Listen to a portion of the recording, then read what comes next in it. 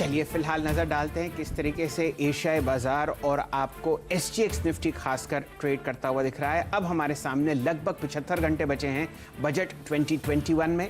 अगले 2 दिन आपको छुट्टी दिखेगी बाजार में और आज का ट्रेडिंग सेशन बहुत अहम होगा। देखते हैं किस हिसाब से आपको शुरुआत होती हुई दिख रही है। मेरे सामने लगभग 114 अंक का हरा निशान आपको SGX निफ्टी पर आता हुआ दिखेगा 13,960 के आसपास। वीरेन जी, ये तो एक अच्छी बात है जी। और अगर आप एशियाई बाजार देख लें वहां पर भी आपको एक हरा सा रंग आता हुआ दिखेगा। उसके पीछे कारण ये है कि भाई आपने एक ठीक ठाक क्लोज यूएस मार्केट्स में देखा। हैंग सेंग आपके सामने लगभग 140 अंक ऊपर ट्रेड कर रहा है।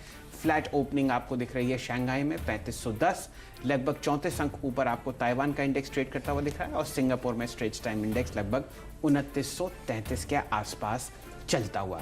लेकिन इन सब के पीछे कारण क्या है, क्या ग्लोबल मूव्स हैं, कहां कहां आपको यूएस मार्केट्स में तेजी या मंदी आती हुई दिखी, ये आपको दिखेंगे नीरज जी बताते हुए। नीरज जी, स्वागत है आपका। कल भी गेम स्टॉप पे गेम बहुत हो रहा था और बहुत उठापटक वहाँ चली। 50% बेचारा गिर गया, लेकिन आफ्टर मार्केट उसमें फिर तेजी है क्योंकि जैसे ही रेडिट ने खोला तो फिर लोग आ गए, फिर खरीदारी करी, तो वो कह एक अलग तस्वीर दिख रही है। कल अमेरिकी बाजारों में एक उछाल का माहौल देखने को मिला। डाउ जोन्स एक समय करीब 600 पॉइंट की रैली कर रहा था वहाँ पे, हालांकि क्लोजिंग 300 पॉइंट ऊपर जाके उन्होंने दी। अमेरिकी बाजारों में इस समय जो स्ट्रक्चर बना हुआ है वो सारे एसेट क्लास में लगभग एक ही टेंडम में चल रहे हैं। आप क्रूड को देखिए, गोल्ड को देखिए या मार्केट को देखिए, एक रेंज के अंदर कर रहे हैं कल। लेकिन डाउ का ऊपर आना एक बढ़िया खबर मानी जा सकती है यहाँ पे, तो वो एक सिग्निफिकेंट था। दूसरा ये है कि अब लोग इंतजार कर रहे हैं कि गवर्नमेंट के नेक्स्ट एक्शंस क्या होंगे, उसके आधार पे वहाँ पे ट्रेडिंग हो रही है। लेकिन ये कह सकता हूँ कि एक कॉशियस ट्रेड आपको रखना चाहिए क्योंकि वहाँ पे कल विक्स नीचे गिरा है, 10-12% नीचे आया है विक्स, और डॉलर इंडेक्स स्लाइटली बढ़त के साथ वहीं पे खड़ा हुआ है। ये एक थोड़ी सी चिंता की बात हो सकती है। दूसरा, अब भारत की तरफ इसका इम्पैक्ट अगर आप ग्लोबल मार्केट से आप देखिए तो कल जो FII की सेलिंग की है ना, ये थोड़ा सा कंसर्न का कारण 3700 करोड़ की जो उन्होंने बिकवाली की है। तो हमेशा की तरह आंख कान खोल के बहुत सावधान रह के ट्रेड करना है, बहुत सावधान रहकर ट्रेड करना। नीरज जी की ग्लोबल मार्केट की कमेंट्री का क्रक्स ये था, सावधानी बेहद जरूरी है और अर्निंग्स का सपोर्ट हो तो ज्यादा अच्छा है आपके स्टॉक के बाइंग के पीछे। खैर, हर चीज से बात होगी और बात किन से होगी उस पैनल से मुलाकात कराते हैं आपकी। जी हाँ, CNBC आवाज में मुनाफे की तैयारी और पहला सौदा में आज हमारे साथ मौजूद होंगे 8 से लेकर 10 बजे के बीच जो एक्सपर्ट्स हैं वो हैं प्रकाश दीवान.in के प्रकाश दीवान, LFS ब्रोकिंग के राजेश पुते हैं, एक्सिस सिक्योरिटीज के राजेश पालविया और प्रकाशकाबा.com के प्रकाश काबा और सेंक्टम वेल्थ मैनेजमेंट के आशीष चतुर्वेदी हमारे साथ बातचीत करेंगे आज टेक्निकल और फंडामेंटल्स पे। मानसजयसवाल.com के मानस जायसवाल सीधे लखनऊ से जुड़ेंगे। मध्य प्रदेश से thestreetwinners.com की रचना वैद्य होंगी हमारे साथ। अहमदाबाद से ट्रैकॉम स्टॉक ब्रोकर्स के पार्थिव शाह हमारे साथ आज जुड़ेंगे बातचीत करने के लिए। और इतना ही नहीं, याद रखिएगा आज सबसे महत्वपूर्ण है संसद का ये नया सत्र और इकोनॉमिक सर्वे। हर आंकड़ा अपना कमाल दिखाएगा और उस आंकड़े को पहले से समझने के लिए और जानने के लिए हमारे साथ CNBC आवाज के इकोनॉमिक पॉलिसी के एडिटर लक्ष्मण रॉय खास तौर से इस कार्यक्रम में जुड़ेंगे। लेकिन शैल जी, बड़ा एक इंपॉर्टेंट डे, बिल्कुल जनवरी का आप समझ लीजिए कि आखिरी, फरवरी का पहला जी, और एक अहम पड़ाव का बाजार। आपकी अप्रोच आज?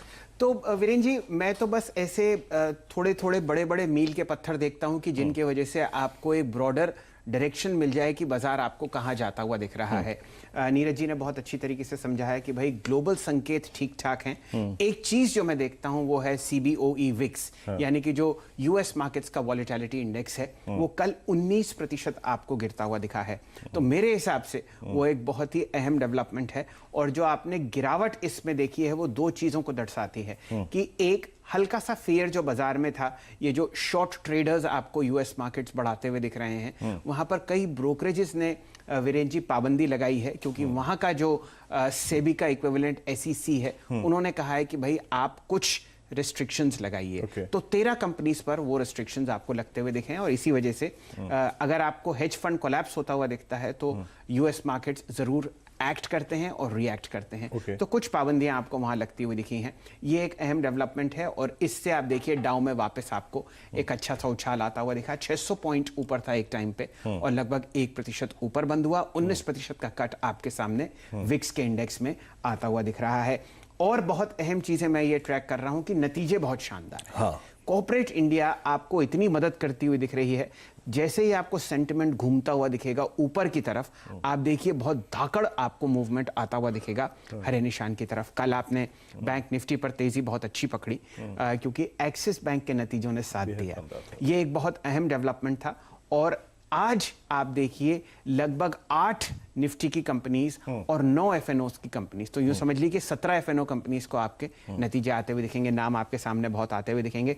और एक इंटरेस्टिंग बात यह है, मैंने अक्सर देखा है कि जब महीने का आखिरी ट्रेडिंग सेशन होता है तो इक्विटी फंड्स बाजार में आते हैं अपनी एनएवी को सपोर्ट करने के लिए, तो वहां पर आपको शायद बाइंग आती हुई दिखे बहुत ही अच्छी तरीके से। लेकिन ये बात बिल्कुल सही है कि वो जो एफआईआईएस का आज आंकड़ा आया है कल के सत्र के लिए 3713 करोड़ का जो आपने सेलिंग देखी है, आप उसको बहुत बेहतरीन तरीके से समझा पाएंगे।